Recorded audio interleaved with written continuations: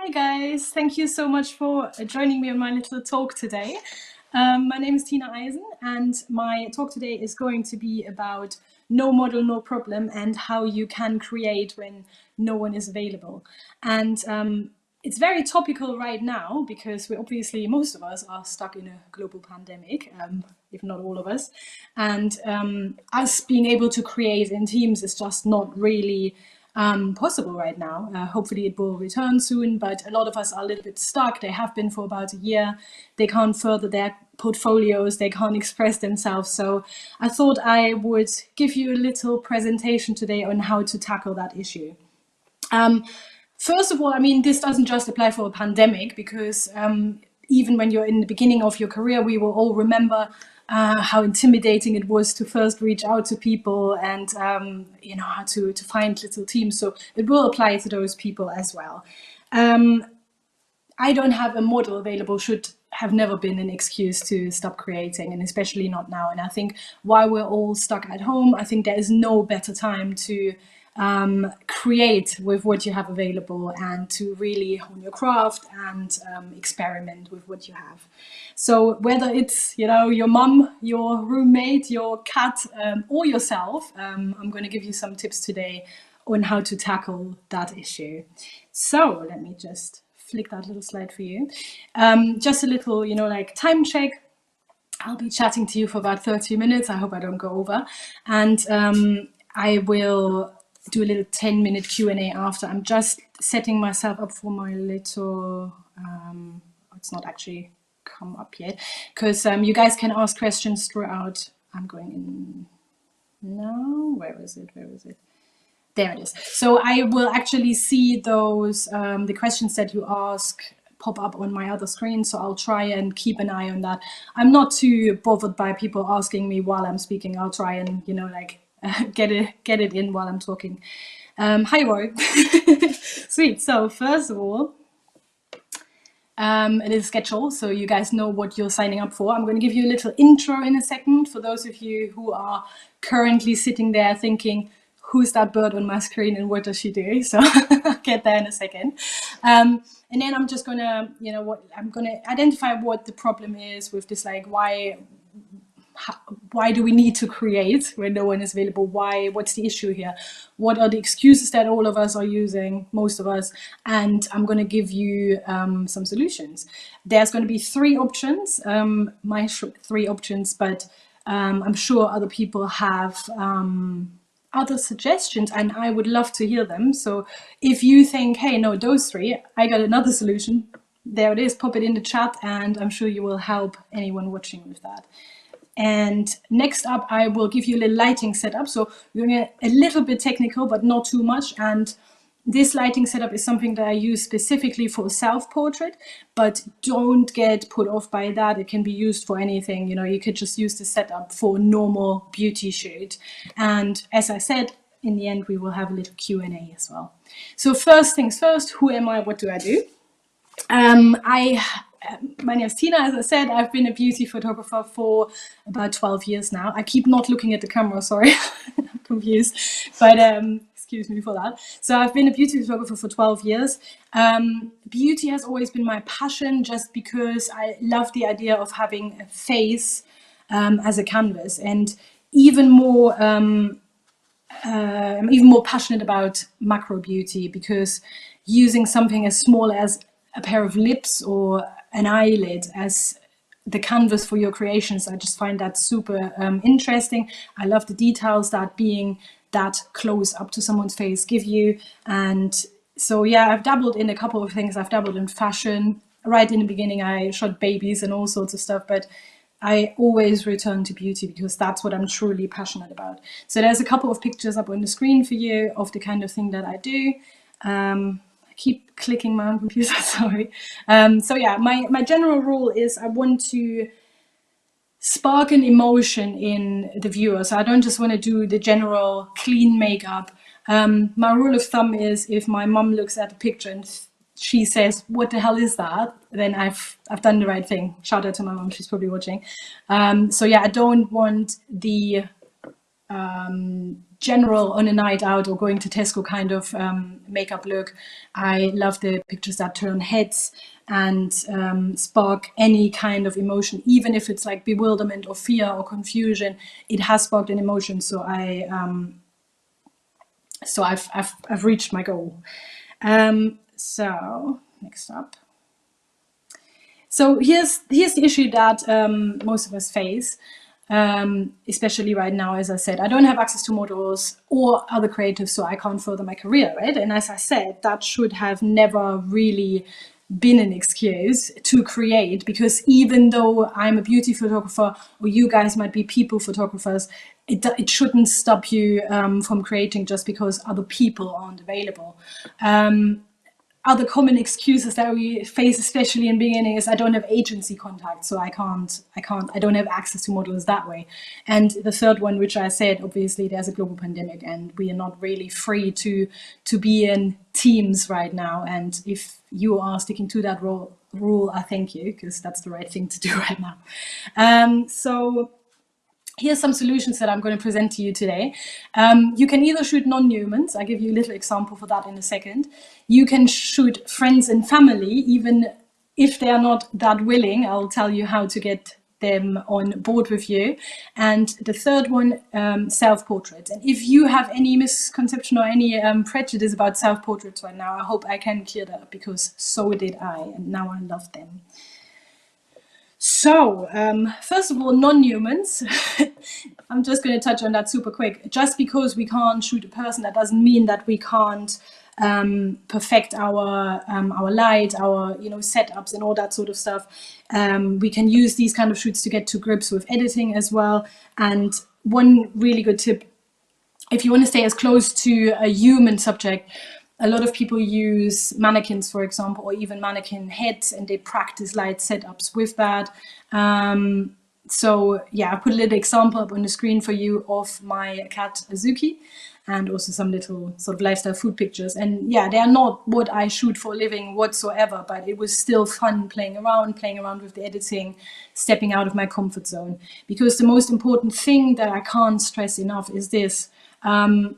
If for any reason you are put on hold and you don't have access to a model like I did, it is kind of like our medium of expressing ourselves is being taken away. And it's important to keep creating, because our mental health depends on us being able to create, to communicate, to express ourselves. So find other ways. Don't just sit and stare at the wall. That's the exact wrong thing to do. Just find other things that you might be passionate about, other things to shoot as well. And we're moving straight on to friends and family. Now, some of you have heard any of the excuses before. As soon as you approach a family member and they're like, no, I can't do that. Why do I wanna, what are the main challenges when I shoot a family member or a friend? First of all, as professional photographers, or even as hobbyists that have done a lot of shoots with like professional models, with experienced models, we fall into lazy habits. What I mean with that is we get spoiled. We get spoiled by professional models knowing what they're doing. So we have someone in front of us and they know their poses, they know their facial expressions, and I'm guilty of this just as well. Like, I just let them get on with it. You know, they flow, they know what they're doing. My direction is minimal. So you kind of fall into this lazy habit, and we forget how to actually communicate properly with people, because we think, oh, she doesn't need to hear it. She knows what she's doing. Now, the communication is really important when it comes to subjects that don't have this experience. So it is essential for someone that isn't a model that you communicate with them before the shoot and throughout as well. And verbally is one thing. So you can say to them, for example, hey, this is what I'd like to achieve. This is what you should do.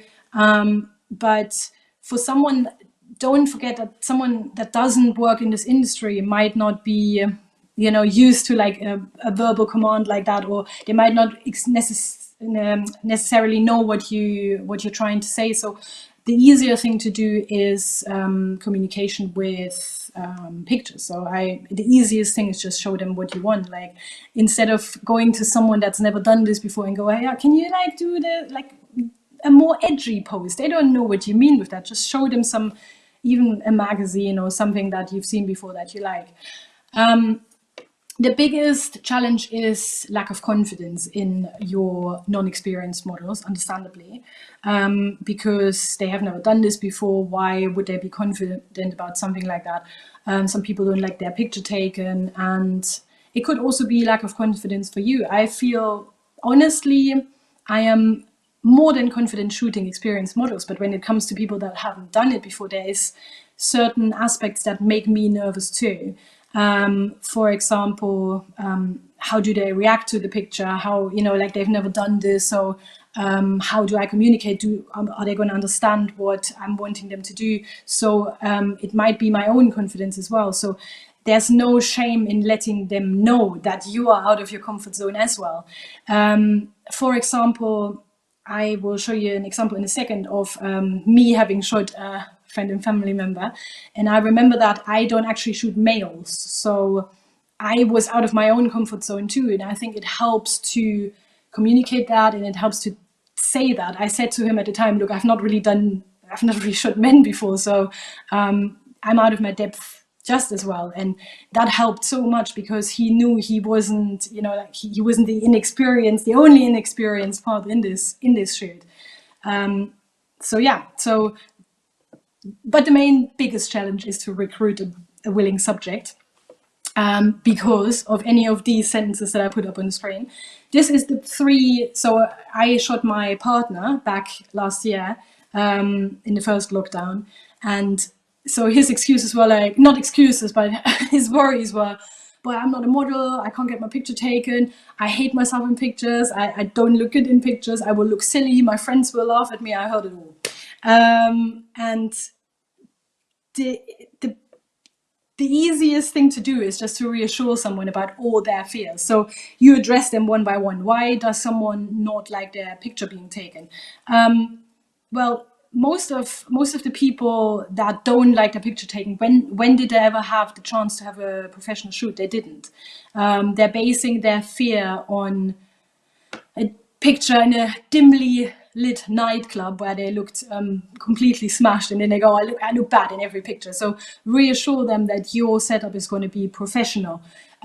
Reassure them that, yeah, they might have seen a picture where they were half blinking and had a cocktail hanging out of their mouth, but you are taking hundreds of images. So they shouldn't be worried to blink or to mess up or do a pose or face that looks silly, because for every 50 pictures that look bad, there is still going to be the one that makes them feel $1 million. So just reassure them that you're taking plenty of them, so they can't really lose there.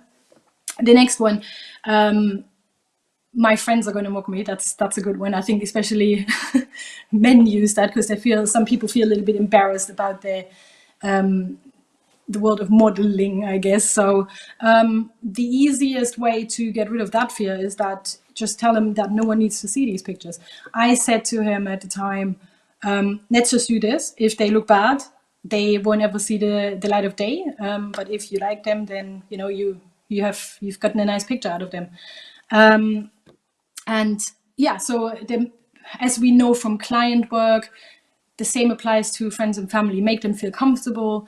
I asked him to wear something that he feels good and confident in. So the same kind of like tips and tricks apply that you would use for a customer, for example. And as I said earlier, you need to find figurative ways to communicate with them, because they're not used to this. Like to a model, you would say,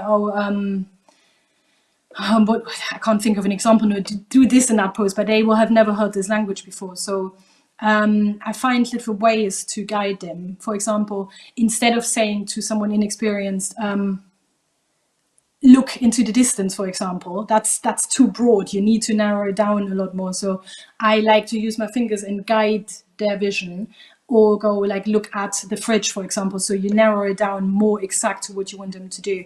And when it comes to explaining poses as well, I often act them out. So I'm just down on the floor and I try and like show people what I want them to do. And when it comes to emotions, it's the same thing. Rather than you saying, look a bit more confident, that doesn't mean something to a person. Look a bit more happy. What, you know, that's way too broad. Instead, try and use examples. So be more figurative, as I said. You could say, imagine trying to read some really small writing in the distance, or imagine what you feel like waking up on Christmas morning. Just make it a lot more precise to get some emotion out of them that way.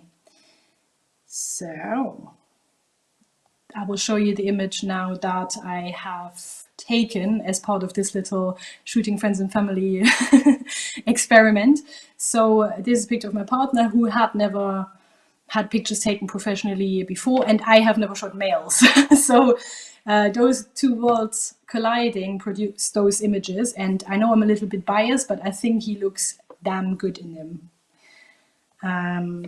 So yeah, that was the little section on friends and family. And now we move on swiftly to self-portraits, because not all of us do have friends and family that actually let them take pictures. So the self-portraits are for those who are the proper hermits. So what happened was that because I'm passionate about beauty, that was a little bit, it's very makeup based. That was a little bit harder to do on Chris. I think I've exhausted his patience. He wouldn't let me put lipstick on, let's face it. So it was time to explore the world of self-portraits for me a little bit more. And to be fair, some of you will sit there right now and think like, oh, that's not for me. And I was exactly the same. At the beginning of the lockdown last year, most of you are probably from the UK. It was probably about April time. First, everyone was like, yes, so much free time, amazing. I'm going to bake all the banana bread. 2 weeks later, I was just crawling up the wall in desperation to do something beauty related. And so I thought, okay, what can I do? Nothing. I'm going to have to start doing self-portraits. And the reason why I'd never considered doing them was because of my misconception that self-portraits are for narcissists. They are for people that want their own picture taken, that love the look of themselves. They're not for me. I hate myself in images. So that's why I had never really done any of them. So I figured out throughout the process of this that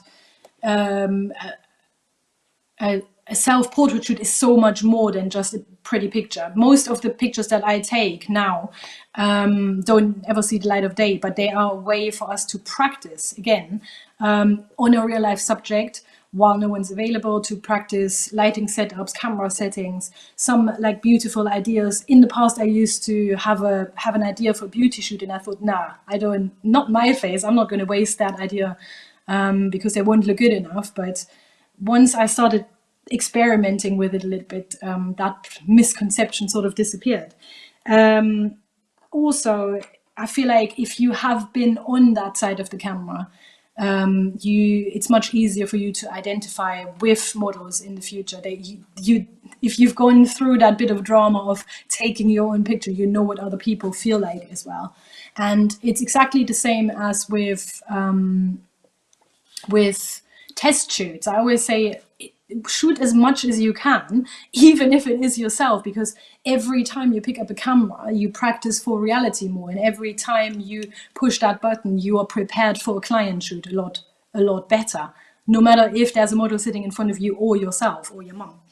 And again, the same applies to self-portrait images as well, but if you don't like them after, you don't need to show anyone. So I put some pictures up on the screen.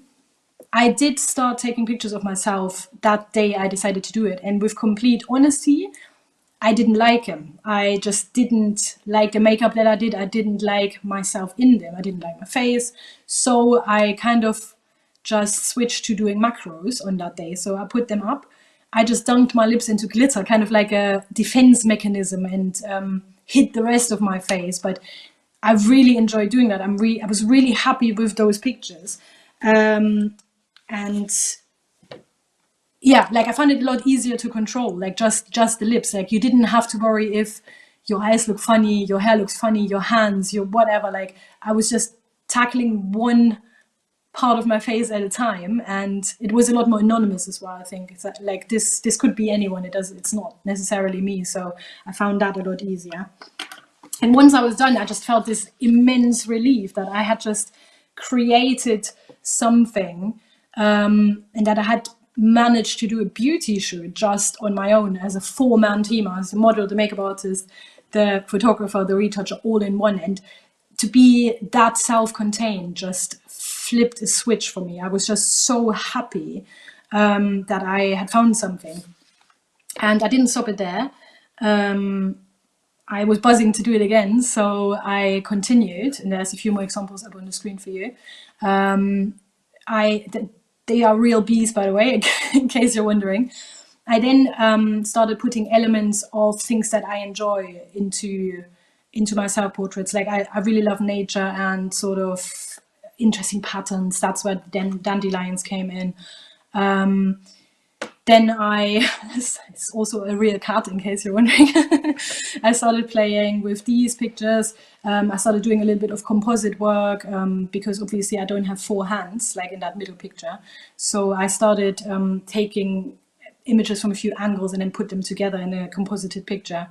And last but not least, because it was spring last year, I just used anything that I had available. So this little flower series was born. So yeah, I realized that I will not stop doing this once the pandemic is over. I just had found something that I enjoyed so much, and I'm still doing them now, and I will do them way after COVID has gone. So now a couple of setup tips for this. As I said, this is specifically for this shoot that I'm going to show you, which is a self-portrait shoot, but they can be applied to pretty much any sort of portrait shoot or beauty shoot. So I use 2 lights, which I'm going to show you in a second. I've got a little diagram. 1 light will do, especially if you're using flags and reflectors, that sort of stuff. You know, you can bounce a lot of light back in with a reflector. You don't necessarily need another light as a fill. Necessary though is a tripod, because you do not want to hand hold your camera during self-portrait shoot, especially macro. I always have a small little mirror, very helpful, because I want to, the mirror is usually set up next to the camera because I don't want to have to look away each time I click the button. Also with something like macro beauty, things smudge, go out of place, and you want to keep a little eye on that. And then I suggest you get an app that you can trigger your camera with, so you don't have to do the reach around. So there's 2, but there's lots of options, but the 2 that I have tried were Canon Connect was one of the apps, and also you can use Capture Pilot by Capture One, which basically allows you to trigger your camera from your phone, and see the pictures come up in real time as well. Sorry. So one thing that you have to have is massive patience, because what you can't control anymore with self-portraits is what your focus is doing now. You kind of like, sometimes it focuses on your nose, sometimes focuses on your lips. You just fire away, just be patient. Having the pictures come up straight away on the phone helps you. Sorry, I'm just covering the camera up there. Helps you, correct poses minimally. You can move tiny little millimeters. So you are in frame properly, tilt your head back slightly. So just be patient. To get 6 nice images that I like, I take 900. I know that sounds excessive, but the amount of pictures that aren't focused where I wanted them to be focused, or where I wasn't completely in frame, is just vast. So don't be shy to fire away. And also, you're probably gonna, if you're not used to taking pictures of your face that close up, you are going to hate the first 100 images. I do every single time. So just get past those and push past the hate is what I'm trying to say. And just to come back to that focus issue real quick again, I find it really important for images like that to have a software that helps you identify the images where the focus was correct. So I suggest for those of you who are Capture One users to click the focus mask on right away when you're clicking through them. And that's going to basically highlight all the areas of the image that are in focus and will help you weed through all the pictures that you don't need. So while I'm loading my little setup up quickly, guys, feel free to send any questions through, because we're going to have a little Q&A in a second. So just ask me anything, preferably photography related. So I'm going to show you a little light diagram for that picture that's up on the screen, which was a self-portrait probably about December time. So what is the background, not to forget. Then I used a stool, a 3-foot octobox with a diffuser. Right next to that I had a little, so yeah, obviously octobox is quite soft in terms of the shadows, to punch up the shadow strength in some areas of my face. I put a little spot small reflector right next to it. Sometimes I put it right in front of it, so there's an area of my face where the shadows are harsher than on the rest of my body. I have also used a small little octobox, sorry, with a grid on, and that was my fill that came from the other side. As I said, that's not necessary if you have a flag or a reflector, for example, but I did on that example, on the picture that I showed you there. Then I also have a silver reflector underneath me, so right under my face, roughly about here. Not two, but I only could find a picture of two. That's why you're seeing two there. There's only one's enough. I did have 2 black flags left and right of me, and my camera on my tripod. So what you have to imagine right now is basically, if the camera is like, the camera is like sort of here, I have my phone in my hand and I just click on my phone, so I don't have to look away like ever, really. Moving the phone next to the camera helps, because you can see what's coming up without having to move your face. But obviously you have to be careful what you're covering up. There's a lot of images where you can kind of see me and the phone in the picture, so try and avoid that. So I will wrap this up in any second now. Oh, I saw there's some questions coming up, but I didn't actually see them. I'll get to those in a second then. Right, so yeah, and up on the screen is a picture, is that same sort of shoot now, and I've played around with some edits a little bit and with some composite work, just really simply to give it like a Christmas feel. That's what I said earlier, you kind of like, with client shoots, I wouldn't really do that, but with my own face, I kind of like felt free to just play a little bit. So yeah, so basically what the conclusion that I came to before I wrap this up and do the Q&A, the conclusion that I came to is that I found such an amazing way to express myself in self-portraits that this is something that I will continue doing. There's no reason not to, but also shooting people that are not models reminded me of that passion that I used to feel in the beginning when I started out as a photographer, because having a model, an experienced professional model in front of your camera that gets thousands of pictures taken every day, every week, and doesn't really have any joy in seeing her face in a picture anymore.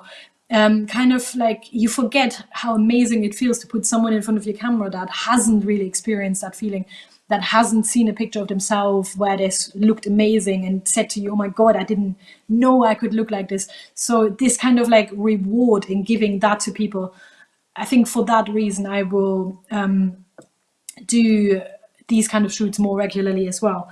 And yeah, like there's the last sentence, there's no reason not to grab a mannequin or a cat or whatnot and get creating today. So without further ado, I'm going to just look at some of you guys' questions. Thank you so much, Stephen. Great tips, please share more. Out of everything you've shot during the pandemic, what has surprised you the most? And is there anything different that you've done that you will continue on? Yeah, it has surprised me how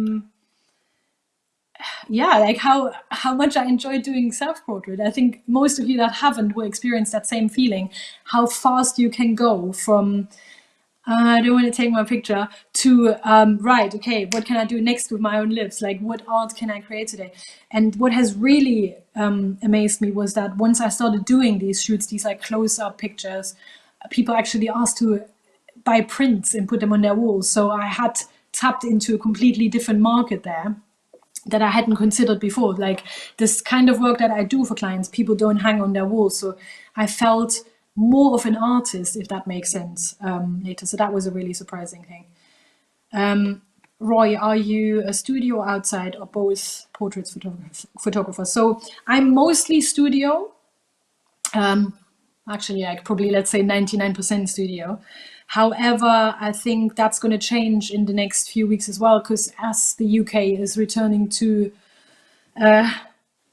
normalness, hopefully soon, I still want to do my bit in being as careful as I can. So I have considered doing some beauty shoots on location where it's just a little bit safer before everyone has had the luxury of a vaccination. I might take it outside of the studio a little bit more. And there's another one from Roy. Would you use a beauty dish or ring lights? I have never in my life touched a ring light for no reason whatsoever. I don't dislike them or anything. I just never have used one because the beauty dish for the kind of work that I do is just the most, versatile really. And it just gives the kind of light that I really enjoy. But the lighting diagram that I just showed you, where I'm using an octabox and a spot small reflector at the same time, is almost cheating a little bit into a beauty dish look, where I try and get the best of both worlds, where it's strong harsh shadows in one area and then softer ones on the outside. So whereas with a beauty dish you could kind of get a mix of that, but in the whole image. Also, I forgot to mention, I just remember that, why do I use grids? I use grids on most of my modifiers, on the softboxes, on the beauty dish, strip lights, anything. There's a grid on everything. And the reason for that is just because I can control the spill of my pictures a lot better, which gives you better control over your light, especially when it comes to spill onto the background. So if you have a beauty dish or an octabox or whatnot, without a grid, you take a picture with and without grid, the difference of the spill onto your background is immense. And as soon as you put a grid on there, the way the background just becomes a little bit darker, a little bit more important. I really like that sort of feel, because I want all the focus to be on the subject, not so much on the background. Glad to hear I'm not the only one taking hundreds of images before I get to a self-portrait. Yeah, I think we're all in the same boat there. I think 900 was a good average, but I've taken much more. What aperture do you use for your portraits? I usually go double figures. I usually 11 upwards, but again, it kind of like depends on your personal preference. I've seen beautiful macro images taken. They're probably at like 5.6 or something, where the eyelash was in focus, and then there was such a depth of field that the iris, the inside of the eye, wasn't fully in focus anymore. And that can look really nice, but it depends on personal preference. With something like a lip or an eye shot, I kind of want as much as possible being like crisp. So I start double figures upwards with my aperture. Right, not got one, but I presume if I have a screen that rotates like the R5/6, focus is easier. Barry, I have wanted to get my hands on one for a long time now, and yes, you're absolutely right. Like that would be the best. So anyone that already has that R5/6, like, you guys are going to be laughing. Self-portraits are going to be so much easier for you than me sitting with my little phone in my hand trying to keep an eye. Right, I'm mindful of the time right now. We do have about 5 minutes left. That's cool. Steve, I have an Elinchrom lighting set and I'm looking to add a deep octabox to my selection of soft boxes. Elinchrom have two sizes, 70 and 100. My question is, would you go small or large, and why? And what are the advantages, disadvantages to size? Also, could I ask, do you have a go-to lighting setup? Right, there's a couple in there. Let me just talk about that 70 and 100. Obviously, the size dictates the area that you are lighting. However, for most things, I have the smallest sizes, like my tiny little 1 foot octabox for example, when it comes to beauty portraits, basically just a face, smaller sizes aren't really an issue. So you would be fine with that 70 centimeter, 100% fine with that. Like, I start using bigger sizes of modifiers when there's more than one person in the picture, for example. But if you're solely looking to light one or yourself, the smaller one is perfectly fine. And so yeah, I guess I answered the wide in. I see people that shoot portraits with these massive giant reflectors, and it intimidates some of us, and we're like, did I need that big one, or what am I doing wrong here? These things can basically light a car. You don't need to go that big if you're lighting a face, so don't worry about that. And my go-to lighting setup, I think the one that I just showed on the screen with that softbox and softbox and spot small is one of my favorites. But also just a beauty dish goes such a long way. If I would only have one light and one modifier, it would 100% be a beauty dish with a grid though. Are you a makeup artist too? That is a good question, Renee, because I'm not. But I have watched a lot of makeup artists, so I do know the basics. I basically know what I need to go in a night out kind of thing. And that was kind of enough for the stuff that I did. But if you're not a makeup artist, don't be intimidated. I think just start playing around, just, as I did, dunk your mouth in a pile of glitter and see what it looks like. Because I think these things aren't about perfection. They are about expressing yourself, including your mistakes. So you don't need to sit and watch makeup tutorials now. Just, what you know is enough, because that captures the real you in a way as well. What lighting would you recommend if you have no professional lighting equipment? So, I mean, there's I was going to say constant lights in there, but also counts as professional lighting equipment, kind of. What else can you use? I mean, window light can make beautiful portraits as well, especially like, if you're sitting next to a window, if it's coming like right from like a 90-degree angle next to you, you can create some beautiful shadows and do some dramatic portraits that way. So yeah, I mean, here's a little tip, but don't tell anyone because I've never said this out loud. Once I shot a model and I wanted to desperately not use professional lights, and I sat her next to a window, and it wasn't quite enough. I didn't see the catch lights in her eyes. It was a bit dead for my liking. So I actually got someone else to hold a camera torch light onto her. I sound like such an amateur right now, but the pictures actually looked really, really amazing. So I think if you don't have anything else available, that might be a good starting point. Dropping all the secrets today. How do you get your cat to sit still for a photo? I'd love to do a proper session with my cat, but she always avoids the camera. Well, getting cats, that's a great last question to end on. Getting cats to sit still is not a thing. That doesn't happen.